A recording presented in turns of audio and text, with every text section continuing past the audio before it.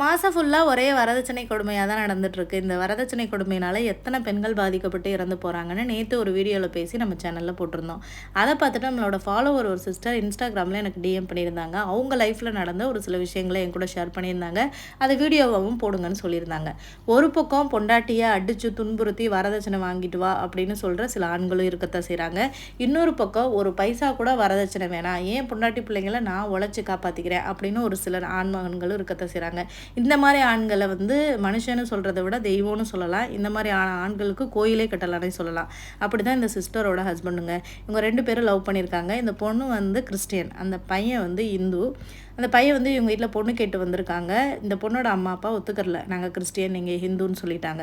இந்த பொண்ணுக்காகவே அந்த பையன் கிறிஸ்டியனாக மதம் மாறியிருக்காங்க. அந்த பையனோட வீட்டில் ஒத்துக்கிறவே இல்லை, மேரேஜ் பண்ணி வைக்க முடியாதுன்னே சொல்லிட்டாங்களாம். ஸோ 2 பேரும் முடிவெடுத்து லவ் மேரேஜ் பண்ணிக்கிட்டாங்க. இப்போ இந்த பொண்ணு வீட்டில் அக்செப்ட் பண்ணிக்கிட்டாங்களா.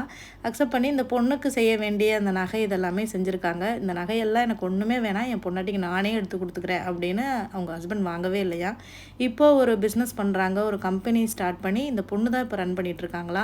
அந்த பையன் இந்த பொண்ணை அப்படி பார்த்துக்குவாங்களாங்க. அந்த பொண்ணு எனக்கு டிஎம்மில் சொல்லும்போது இப்படியெல்லாம் மனுஷங்க இருக்காங்களா, இப்படியெல்லாம் பார்த்துக்குவாங்களா அப்படின்ற மாதிரி ரொம்ப ஆச்சரியமாக இருந்தது.